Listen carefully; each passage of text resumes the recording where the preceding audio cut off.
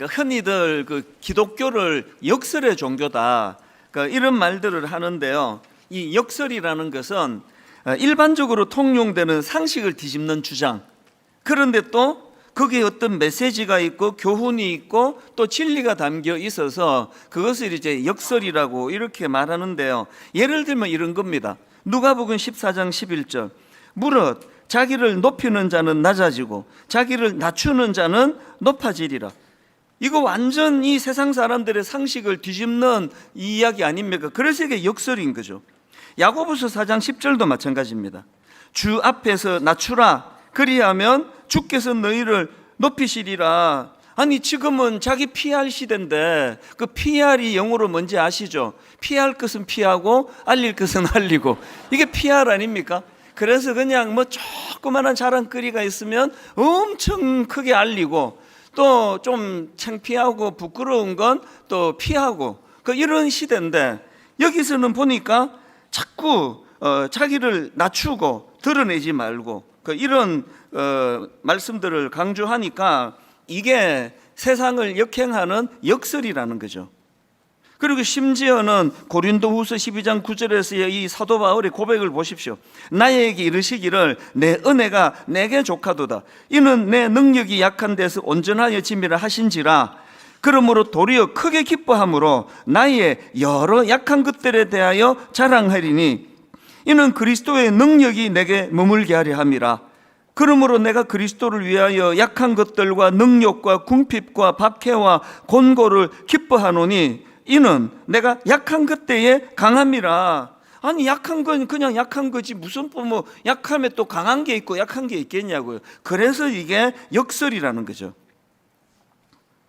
오늘 본문에서도 보면은 예수님께서 아니 이 세상에서는 전혀 통할 것 같지 않은, 또 상식적이지도 않고 잘 이해가 안 되는 그런 말씀을 하셨다는 거거든요. 사도행전 20장 35절입니다.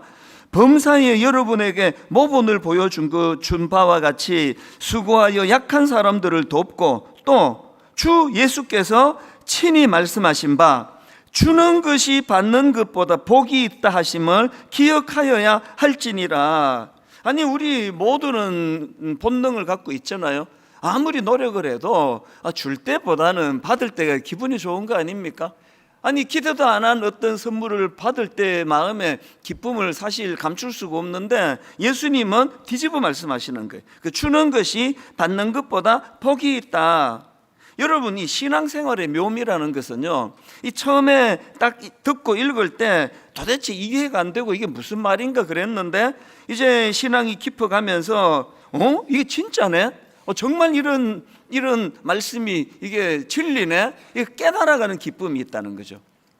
그리고 또 중요한 것은요, 이 머리로 이렇게 이제 설교 같은 걸 통해서 머리로 깨달아가는 그 기쁨도 크지만요, 이제 삶 속에서 자기 삶 속에서 직접 실천해 보면서 터득해 가는 기쁨. 내가 해보니까 이게 예수님 말씀이 진짜 그러네. 주는 것이 받는 것보다 정말 기쁘고 복이 있네. 이걸 깨달아가는 것은 삶에서 이제 실천하면서 터득해 가는 것이거든요. 오늘 본문도 같은 내용입니다. 미국의 펜실베니아 대학교에 그 와튼 스쿨, 굉장히 명문 학교로 알려져 있거든요. 이 와튼 스쿨의 조직 심리학 교수 애덤 그랜트 교수가 그 Give and Take라는 책을 썼습니다. 이 Give and Take라는 이 책의 주제를 한마디로 말하자면 주는 사람이 성공한다 이거예요. 그게 아까 예수님의 말씀을 그대로 지금 여기다가 드러내는 것 같거든요.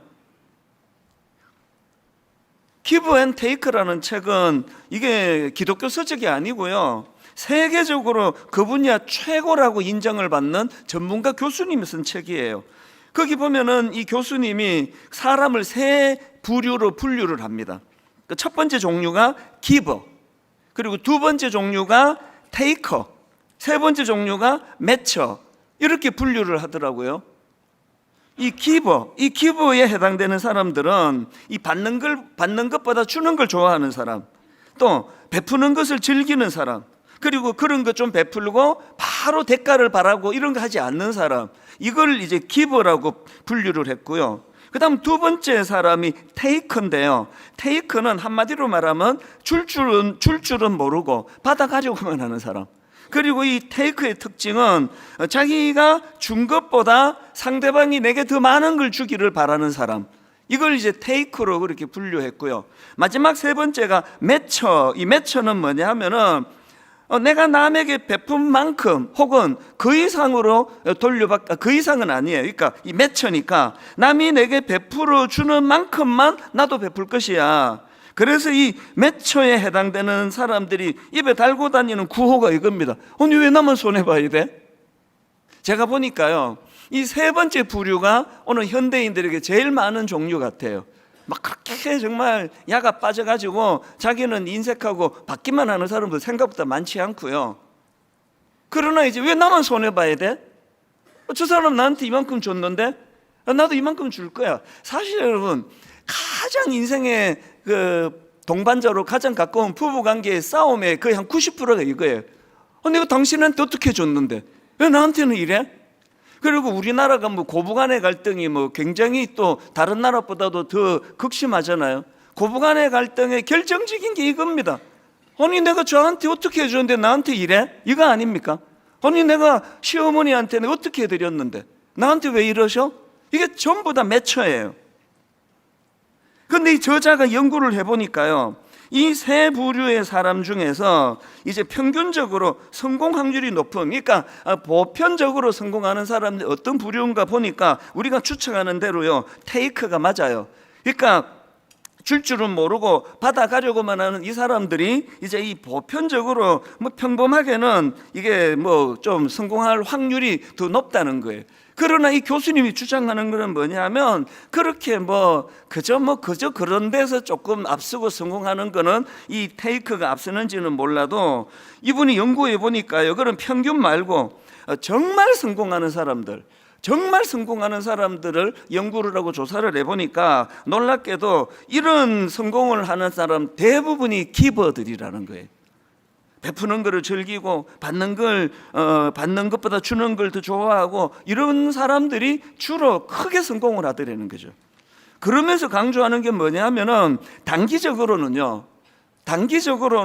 그저 줄 모르고 상대방에서 받아가려고 하는 이 테이크들이 잘 나가는 것 같지만 연구해 보니까 그게 오래가지 못하더라는 거죠. 그러면서 그 책에서 지금 이 세상에서 통하는 그 사자성어가 이런 거 아닙니까? 약육강식.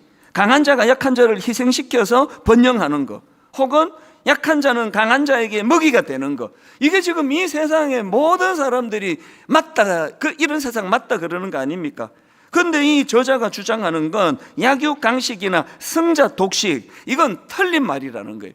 이걸 굉장히 두꺼운 책이에요. 전문적으로 이걸 연구하고 자료를 모으고 통계를 보고 그 모든 그 과학적인 근거를 가지고 이분이 내린 결론이 아까 제가 말씀드렸던 주는 사람이 성공한다.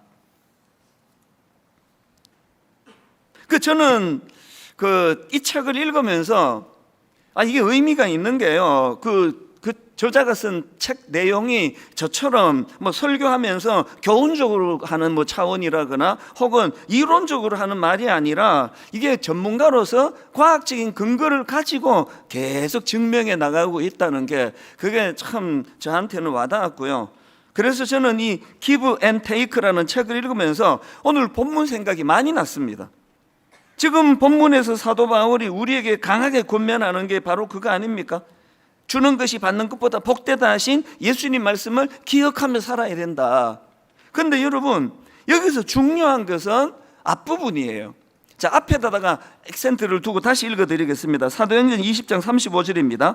범사에 여러분에게 모본을 보여준 바와 같이 수고하여 약한 사람을 돕고, 지금 바울이 강조하고 있는 건 딴 게 아니에요. 아까 그 교수님은 자기가 과학적인 데이터와 근거를 가지고 주장했다면 사도 바울은 내가 살아보니 이렇더라는 거예요.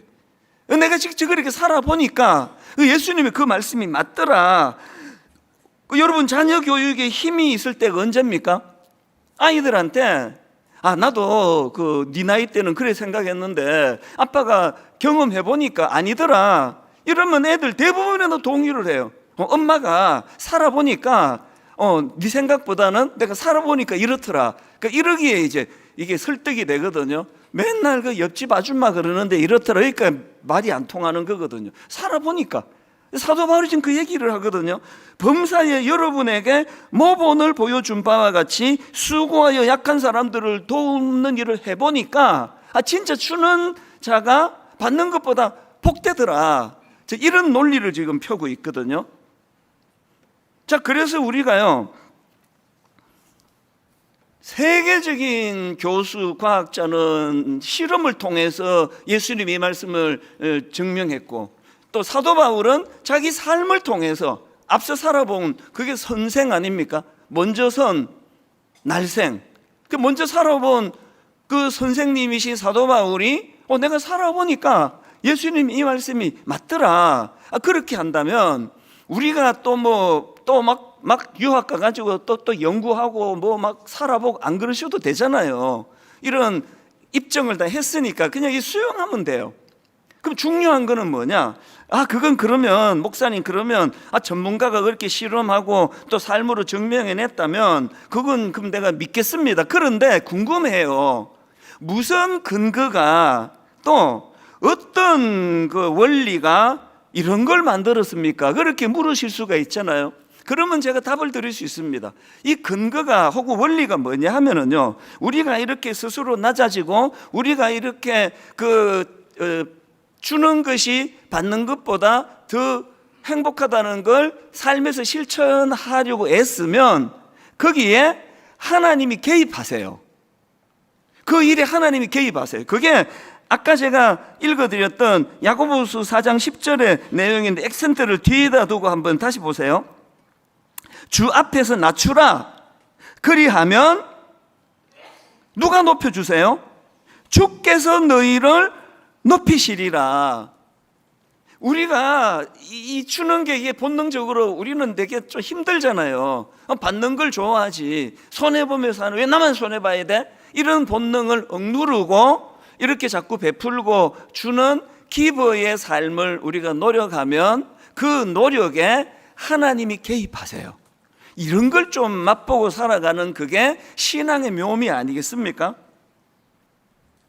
기독교의 핵심 진리를 목사님 딱 설명해 놓은 구절을 좀 가르쳐 주세요. 그러면 몇 개 나오겠지만 저는 제일 먼저 그 질문에 드릴 그 성경 구절이 빌립보서 2장입니다. 여기는요, 그리스도의 십자가의 원리를 이것만큼 잘 설명한 게 없습니다. 자, 한번 보십시오. 빌립보서 2장 5절부터 보십시오. 십자가의 원리입니다. 너희 안에 이 마음을 품어라. 곧 그리스도 예수의 마음이니 그는 근본 하나님의 본체시나 엄청나게 높은 곳에 계셔야 되는 보좌에 앉아 계셔야 될 주님이세요.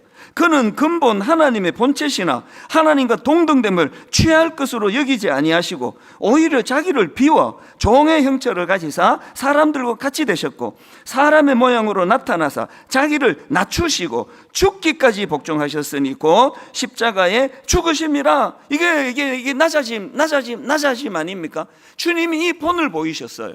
그랬더니 원리가 어떠냐? 성부 하나님께서 9절입니다. 이름으로 하나님이 그를 지극히 높여 모든 이름 위에 뛰어난 이름을 주사 하늘에 있는 자들과 땅에 있는 자들과 땅 아래에 있는 자들로 모든 무릎을 예수의 이름에 꿇게 하시고 모든 입으로 예수 그리스도를 주라 시인하여 하나님 아버지께 영광을 돌리게 하셨느니라. 여러분, 지금 삼위 하나님께서 우리에게 가르쳐 주시고 우리에게 본을 보여주시고 싶은 핵심 진리가 뭐냐? 이게 기독교의 핵심이거든요. 낮아져야 하나님이 우리를 높여주신다예요. 이게 가장 중요한 엑기스입니다. 교회가 작을 때는 그렇게 겸손하다가 사이즈가 좀 커지고 좀 알려지면은 그때부터 그냥 막 목에 힘이 들어가고 막 거만하고 그러면요, 그 사람은 장사꾼이지 목사가 아니에요. 또 반대로 교회가 좀 작고 뭐 숫자적으로 늘지 않고 그러면 괜히 막 열등감이 많고 우울하고 피의식이 많고 그러면 그건 주의 종이 아니에요. 어떤 상황이 있든지, 뭐 여러 번 제가 잘 쓰는 말이잖아요. 뭐 내가 트럭을 모는 운전사건, 뭐 내가 뭐 조그마한 작은 차를 모는 운전사건, 그저 나는 하나님 앞에 겸손한 종에 불과해요. 종이 종이지 뭐 큰 사이즈의 종이 있고 작은 사이즈의 종이 있냐고요. 그냥 종인 거예요, 종.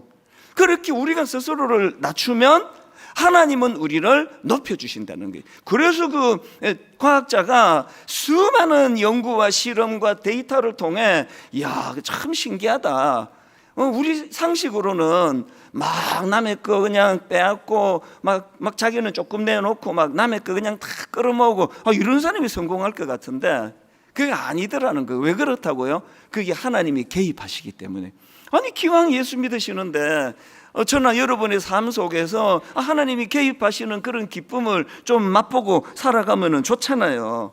그래서 우리가 이런 면에서 자꾸 우리 신앙생활에 대하여 이론이 아니라 자기를 돌아봐야 돼요.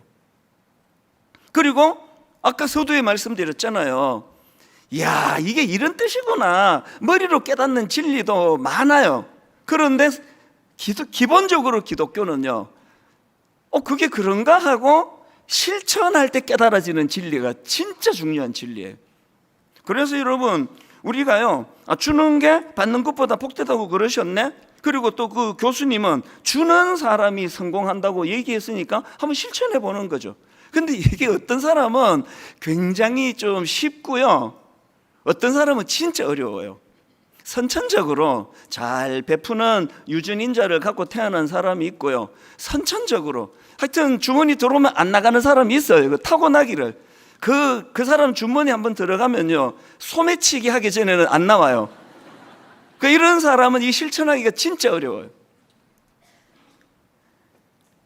저희가 어릴 때요, 그 결혼할 때, 이제 남자들 보고 하는 얘기죠. 결혼할 때 목사 딸하고 결혼하면 안 된다. 장로 딸하고 결혼해야 된다. 그러니까 우리 누나들이 다 결혼을 힘들게 했을 것 같아요. 목사 딸하고 결혼하면 안 된다 그러니까. 왜 그런 말이 나왔냐 하니까 이게 어릴 때부터 이제 자라는데요. 목사 딸은 띵동 하면은 그 집사님이 아이고 목사님 이거 드세요 갖고 오고, 또 띵동 하면은 또 목사님 또 뭐 이거 좋은 게 있어서 갖고 왔습니다. 그래서 어릴 때부터 계속 이제 받는 걸 보면서 자랐다는 거예요.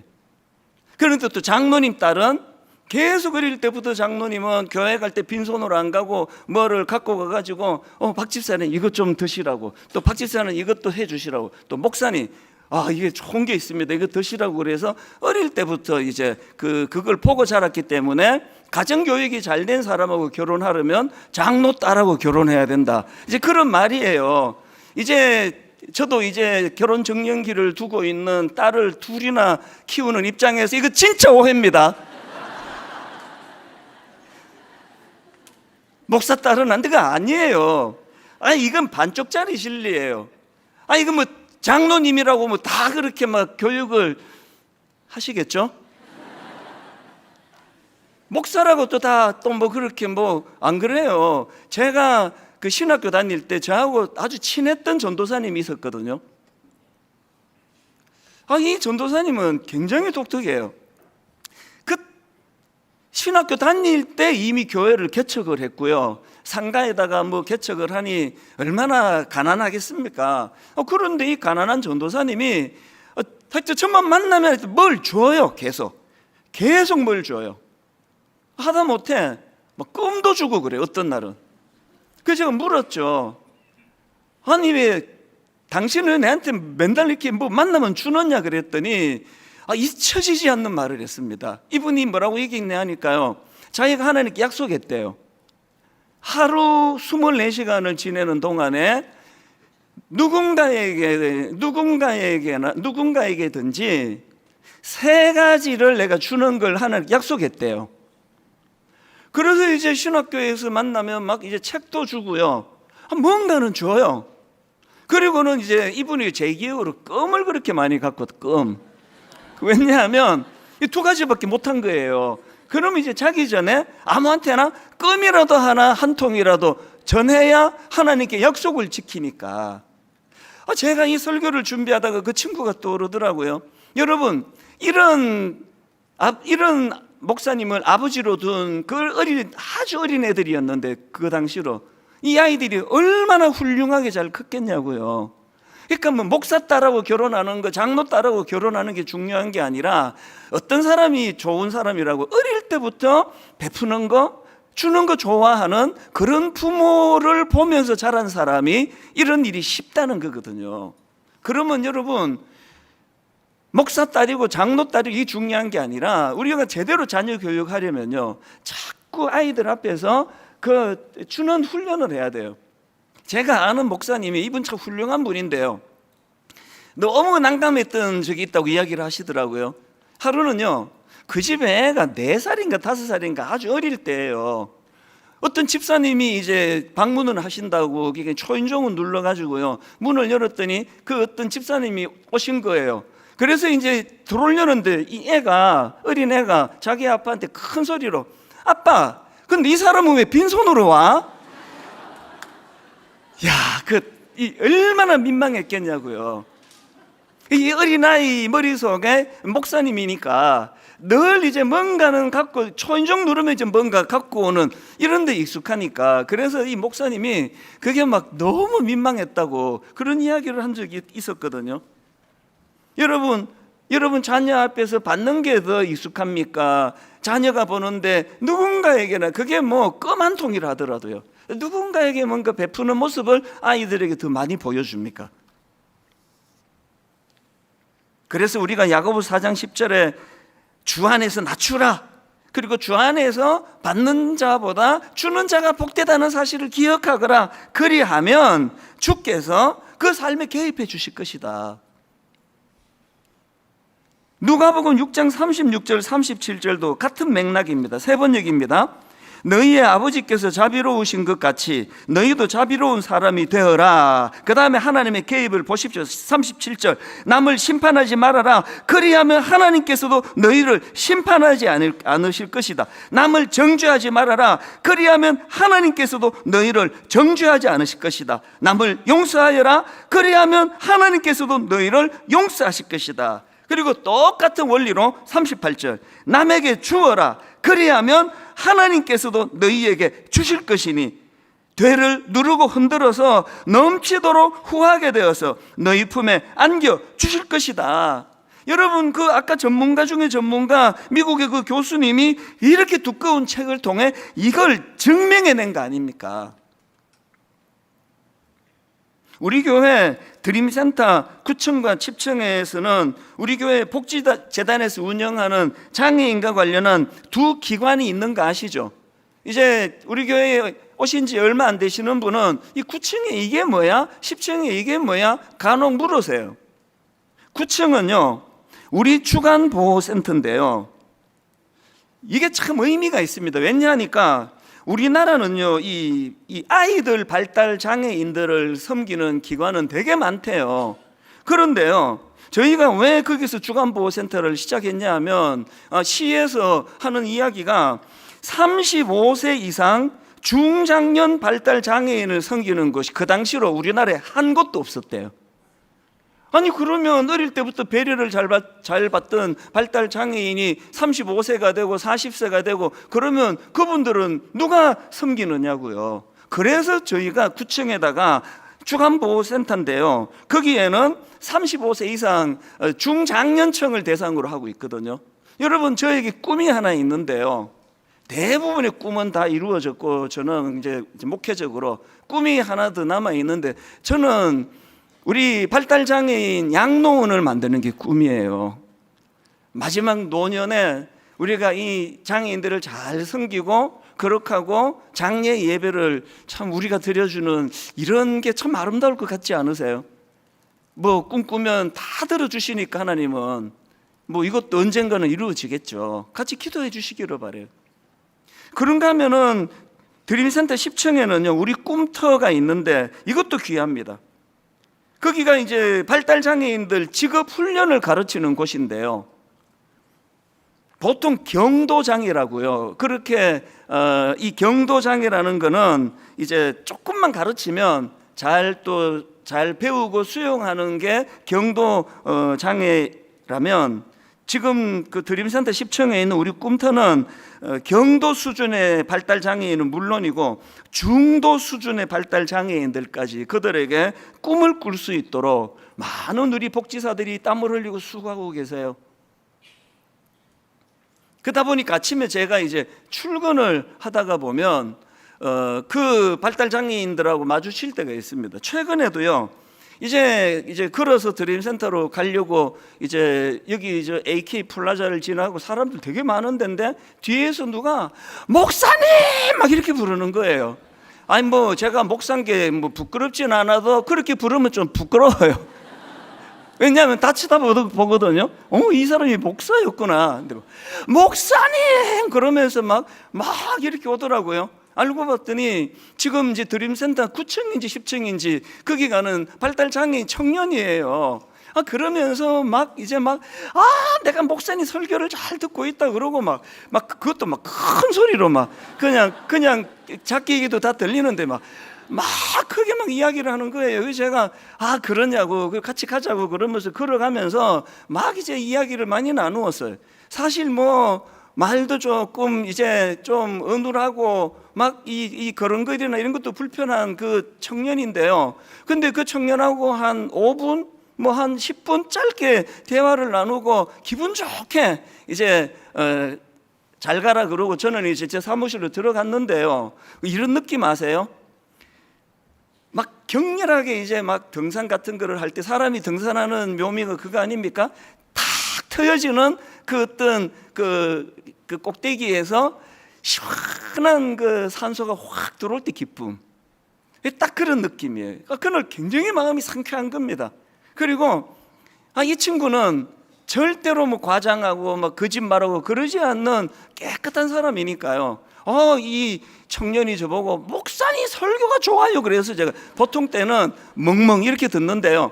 이분이 설교 좋다 그래서 제가 내가 설교 좋은가 보다 그러면서 내가 그대로 받았어요. 왜?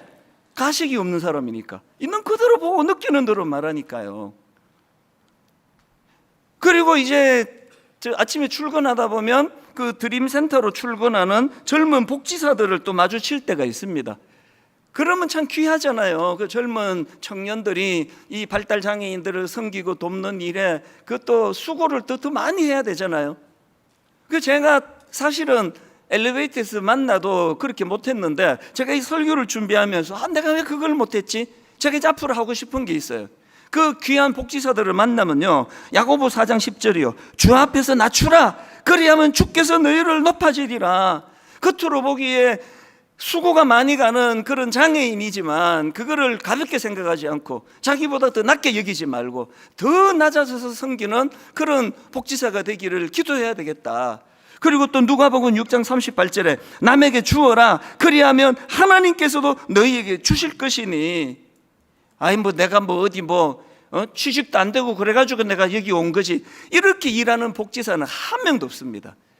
모두가 다 젊을 때 꿈을 갖고 그래도 약자를 섬기고 싶어 그곳에 왔는데요, 수년째 일을 계속 하다 보면 지치거든요. 그래서 자꾸 초심을 잃기가 쉽기 때문에 제가 이제 엘리베이터에서 만나면 그 자리에서 기도합시다. 그거는 실례니까 제가 잠깐이라도 혼자 기도할 생각이에요. 하나님, 꿈을 갖고 복지사가 됐을 텐데 하나님 저들에게 이 마음을 주시기 원합니다. 남에게 주어라. 그리하면 하나님께서도 너희에게 주실 것이니. 오늘은 이웃 사랑의 주일이거든요. 저는 오늘 이 본문 말씀을 프린트해 갖고요, 이렇게 이제 들고 다니면서 화장실에 갈 때도 이거 들고 가고요, 누워서 잘 때도 이제 이렇게 그 본문을 제가 읽고 묵상하고 수차례 오늘 본문을 읽다가 보니까 여기에서 굉장히 중요한 포인트 하나 또 발견이 되더라고요. 자, 아까부터 계속 강조했던 35절을 먼저 한번 보십시오. 범사에 여러분에게 모본을 보여준 바와 같이 수고하여 약한 사람들을 돕고 또 주 예수께서 친히 말씀하신 바 주는 것이 받는 것보다 복이 있다심을 기억하여야 할지니라. 근데 제가 발견한 게 뭐냐면 이 35절을 깨닫기 위해서는 전제가 있습니다. 그게 33절에 나오더라고요. 한번 보십시오. 사도 바울의 고백입니다. 내가 아무의 은이나 금이나 의복을 탐하지 아니하였고, 여러분, 주는 것이 받는 것보다 귀하다는 걸 믿음으로 받고 누가 실천할 수 있느냐? 자족하는 사람이 자족하는 사람. 내가 아무의 은이나 금이나 의복을 탐하지 아니하는 거예요. 여러분 삶에 지금 자족하세요? 그러면 이 말씀을 우리가 받아들이기가 쉽습니다. 최근에요, 우리 교회 부목사님 한 분이 저한테 요즘에 이제 이 설교를 막 한 3분 4분으로 압축한 요약한 설교를 막 이제 이게 막 떠돌잖아요. 아니 우리 교회 부목사님 한 분이 저한테 설교 하나를 보내줬어요. 그 한 3, 4분짜리를.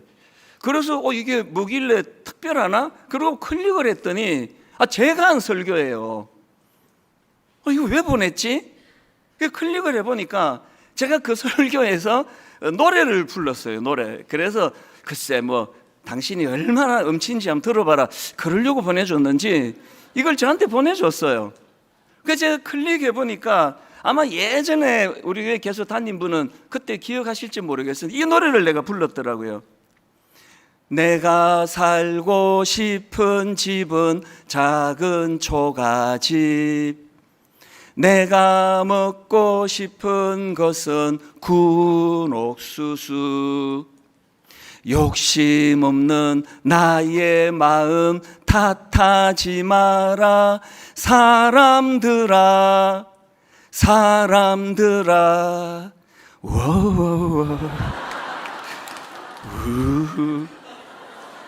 아니 제가 본 그대로 하는 거예요. 보니까 이제 좀 막 이제 까불면서 불렀더라고요. 그런데요, 그걸 내가 계속 보니까 처음에는 막 이렇게 막 웃기고 까불고 이렇게 불렀는데 이제 2절도 제가 불렀어요. 내가 입고 싶은 옷은 하얀 저고리, 내가 갖고 싶은 책은 작은 성경책, 욕심 없는 나의 마음 탓하지 마라. 그러다 이제 우는 거예요. 아까 막 그렇게 까불면서 불렀는데 2절을 부르는데 막 이렇게 울컥해가지고 울먹울먹하면서 그 찬양을 제가 그 노래를 부르는데요, 그거를 보다가 저도 울었어요. 뭐 그 목사님은 그런 뜻으로 보낸 건 아니겠지만 그는 하나님이 제게 말씀하시는 것 같았어요. 너 이 초심을 지키고 있나? 아까 사도 바울이 갖고 있는 자족하는 마음, 너 이거 지키고 있나?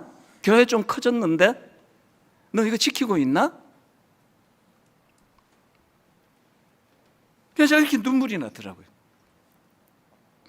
여러분, 제 나이가 되고 50대가 되고 40대가 되고 뭔가를 좀 이루고 또 뭔가를 또 이루어야 되고 그러다가 보면은 찾아오는 게 욕심 아닙니까? 여러분, 제가 지난주도 말씀드렸잖아요. 누가 부자라고요? 단칸방에 사는데 아무것도 없는데 세상에 하나님 내게 왜 이렇게 많은 걸 주셨어? 아니 나는 뭐 당신 있으면 난 다 되는 거 아니야? 이분이 부자잖아요. 100평짜리 초호화 빌라에 살면서도 늘 결핍을 느끼고 난 도대체 왜 이 이상은 내가 잘 안 되는 거야? 그분이 가난한 사람 아닙니까? 누가 주님의 말씀대로 실천할 수 있다고요? 오늘 이웃 사랑의 주일을 맞이해서 우리 이웃 사랑 분과에서 뉴스레터를 여러분들에게 이제 들어오실 때 다 드렸을 텐데요, 저는 그걸 미리 받아보고요, 그 긴급 구호뱅크 그 팀에서 봉사하시는 집사님의 스토리를 읽으면 제가 울컥했습니다. 30대 젊은 청년 이야기더라고요. 저 내용을 한번 들어보세요. 공황장애, 대인기피증, 우울증, 자살 시도 등 모든 마음의 병을 다 갖고 있으면서 고시원에서 주는 밥으로 끼니를 이어가며 두문불출, 몸과 마음의 문을 닫고 살고 있던 30대의 젊은 청년, 도움을 주고자 하는 복지사와의 만남조차 기피하고 있다가 교회에서 오신다는 분이라면 만나겠다는 얘기를 전해 듣고 반찬, 식료품 등을 준비하여 고시원을 찾아갔습니다. 저는 마지막 이 한마디가 그렇게 고맙더라고요. 그리고 그 다음 보세요. 막상 도착해서 연락하였지만 그새 마음이 변한 게 청년이 전화를 받지 않고 만남을 거부하셔서 싸들고 간 물품만 방문 앞에 전해주고 돌아올 수밖에 없었습니다. 그럼에도 젊은 청년의 아픔이 너무 가슴에 와닿아 문자로 연락을 하며 소통의 끈을 이어갔고, 그리고는 급기야 카페에서 만남까지 하게 됐습니다. 이 청년이 마음을 열고 그 대인기피증인데 이제 이 찾아간 집사님을 만나기까지 했는데요. 사연을 들어보니까 이 청년은 지난 20여 년 동안 공황장애, 대인기피증 이런 것으로 대중교통을 한 번도 타본 적이 없대요. 아니 청년인데 20년을 그렇게 알았다면 말 다 한 거 아닙니까? 그래서 이 집사님에게 마음에 이제 꿈이 소원이 생긴 거예요. 그래서 그 다음 한번 들어보세요. 그래서 그날 만난 김에 둘이서 지하철 타기에 도전했습니다. 역사로 들어가자마자 많은 사람들이 오가는 광경에 그만 구석에 주저앉고 말았습니다. 그래도 용기 내어 도전하여 지하철에 탔습니다. 몇 번이고 주저앉으려 하는 걸 겨우 벽에 기대어 결국에는 목적지에 도착했습니다. 그날 그렇게 하며 송림 본당과 드림센터를 구경시켜 줄 수 있었습니다. 여러분, 이 집사님의 애씀이 참 눈물겹지 않습니까? 이 집사님이 섬기고 있는 긴급 구호뱅크 팀은요, 우리 교회에서 2014년도에 시작한 거예요. 어떻게 시작한지 아시죠? 그때 2014년도에 송파 새 모녀 사건이 일어났잖아요. 그 새 모녀가 극심한 생활고에 시달리다가 이제는 더 이상 견딜 수가 없다 해서 그 엄마와 딸 둘이서 그렇게 생을 스스로 마감한 그 사건이 있기까지 국가기관은 물론이고요, 사회에 어떤 도움도 받을 수 없었다는 이게 알려지면서 모두가 충격을 받았고, 저는 목사로서 심한 마음의 가책을 느꼈습니다. 그래서 긴급 구호뱅크를 시작했는데요, 제가 오늘 새벽에 이 말씀을 다듬다가 궁금해졌어요. 그래서 담당 목사님한테 새벽이지만 이제 예배 준비 때문에 일어났으리라 믿고 제가 연락을 했거든요.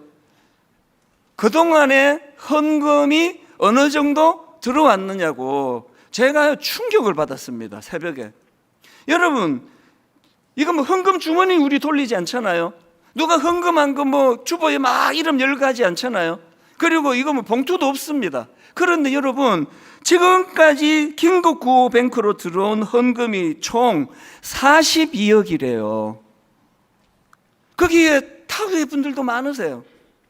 교회가 타락했다, 변질했다, 이런 말 부끄럽고 참 마음이 아프지만요, 여전히 주님의 말씀대로 살려는 이름 없이 빚도 없이 섬기는 분이 너무 많은 겁니다. 그래서 지금까지 그 헌금으로 그 지역에서 긴급한 어려움에 빠진 이웃들에게 매년 200가정씩이요, 그리고 또 최대 400만 원씩 지원합니다. 갑자기 지금 앞이 캄캄한 이런 절벽을 만났을 때 목돈으로 400만 원이 손에 쥐어진다는 건 이건 얼마나 희망이겠냐고요.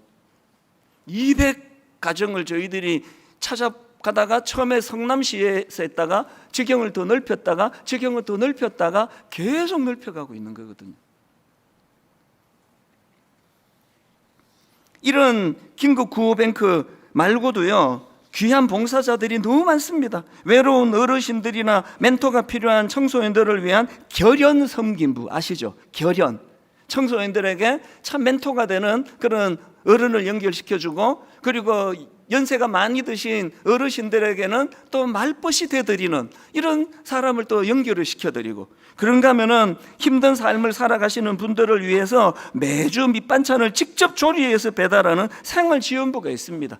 여러분, 사실 도시락 주문해서 갖다 드려도 그게 정성이 모자라지 않습니다. 그런데 땀을 펄펄 흘리면서 드림센터 11층 식당에서 매주마다 그렇게 반찬을 만들어 가지고 그렇게 배달을 하거든요. 아까 제가 방송 직원하고 농담하면서 우리 집에도 좀 신청해야 되겠다 할 정도로 진짜 정성이 들어가요. 맛있어요. 또 그런가 하면은 제가 앞에서 언급해 드렸던 중고령 발달 장애인을 위한 우리 주간보호센터, 또 장애 청년들에게 직업훈련과 일상생활훈련을 돕는 우리 꿈터, 수많은 봉사자들과 수많은 분들의 헌금과 수많은 분들의 정성으로 이런 일들이 일어나고 있다고 한다면, 오늘 여러분, 오늘의 예배는요, 축도 끝나고 계속됩니다. 마당에서. 여러분, 예배 끝나고 마당에 가셔서 또 다른 예배를 드리셔야 돼요. 그 섬김의 현장을 보고 기도 제목을 받고 여러분도 동참하시고. 제가 한 구절 읽고 말씀을 마치려고 하는데요, 요한복음 3장 16절입니다. 하나님이 세상을 이처럼 사랑하사 독생자를 주셨으니 이는 그를 믿는 자마다 멸망하지 않고 영생을 얻게 하려 하심이라. 여기 제가 발견한 게 뭐죠? 주님이 먼저 기브의 삶을 실천하신 거예요. 사랑하사 주셨대요. 사랑하사 주셨으니, 사랑하사 주셨으니. 제가요, 이 아낌없이 주는 나무 지금 세 번째 들고 오는 거예요. 맨 끝에 부분 읽어드리고 마치려고요. 이거 아시죠? 이 나무가 사랑하는 소년을 위해 가지고 모든 것을 다 내어주었다는 그 이야기의 맨 마지막 장에 딱 한마디 들어간 거, 이거 여러분, 그래서 나무는 행복했습니다. 이게 예수님께서 말씀하셨던 주는 것이 받는 것보다 복이 된다, 그 말씀 아니겠습니까? 이제 오늘 우리가 주신 말씀들을 가지고 실천할 때 이게 진리가 깨달아진다고 한다면 바로 그 일을 행하시는 우리 이웃사랑부에서 만든 영상을 보여드리고 말씀을 마무리하려고 합니다. 이제 같이 보시겠습니다. 대상자 어르신분들께서 문 앞에 나와서 환한 모습으로 반갑게 맞아주세요. 그리고 지난주에 그 전해드린 반찬이 참 맛있었다고, 잘 드셨다고 하시면서 이렇게 정성스럽게 만든 반찬을 매주 그 전해줘서 고맙다는 말씀을 해주세요. 어떠세요? 먹은 점 어떠세요? 감사하고 고맙고 맛있게 먹겠습니다. 환하게 웃어주시는 그분들의 환대를 보면서 이것이 정말 이웃사랑이구나. 많은 성도분들의 마음이 담긴 반찬을 저희는 전달해 드렸을 뿐인데 어르신들로부터 과분한 환대와 사랑을 받고 있는 것 같아서 저희가 더 감사드립니다.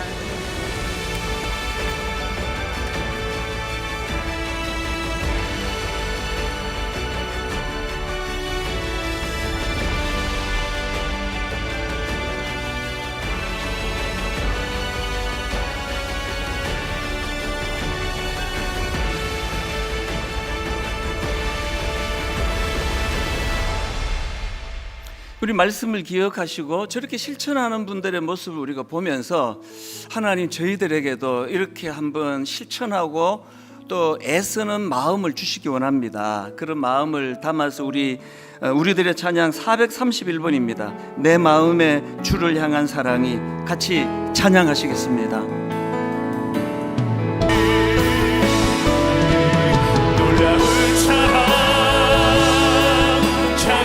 예수 그리스도께서 기뻐가 되는 본을 보여주셔서 우리를 위해 생명 주셨네.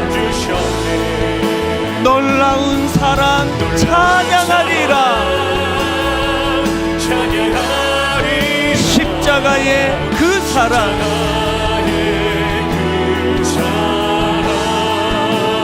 십자가의 그 능력, 우리 죄 위해 죽으시. 오늘 주신 말씀을 마음에 담고, 하나님, 우리는 세상에 자꾸 그 논리에 흔들립니다. 그런데 주님은 주는 자가 받는 자보다 복되다, 그리고 약할 때 강함이 된다, 역설을 우리에게 가르쳐주시는데, 주님, 놀라운 주님의 그 사랑이 내 인생에 개입되기를 저는 원합니다. 그래서 약해지기를 원하고, 그래서 주는 자가 받는 자보다 복되다는 사실을 실천해 보기를 원합니다. 오늘 각자에게 주신 말씀을 우리 하나님 앞에 고백하기 원합니다. 우리 한 목소리로 합심하여 같이 기도하시겠습니다. 살아계신 하나님 아버지, 오늘 예배 가운데 개입하여 주시고 예배 가운데 우리들의 머리를 움직여주시고 우리들의 머리에 주님을 가슴으로 흘려보내주시고 우리의 가슴을 뜨겁게 만들어준 그 진리의 말씀이 이제 우리의 손으로, 우리의 발로 그렇게 연결되어 갈 줄로 믿습니다. 하나님, 세상에서는 왜 그렇게 손해보며 살아야 돼, 이런 말들이 난무하지만 오늘 우리 주님께서는 역설적인 이 말씀, 주는 자가 받는 자보다 복되니라. 하나님, 우리가 이 말씀을 한번 삶 속에서 실천해 나가기 원합니다. 하나님 아버지, 오늘도 우리 주변에 섬겨야 될 많은 지체들을 허락해 주셨는데, 하나님, 우리가 그 지체들을 사랑으로 섬기기를 원합니다. 우리를 산 가운데 지금 내 인생 주셔서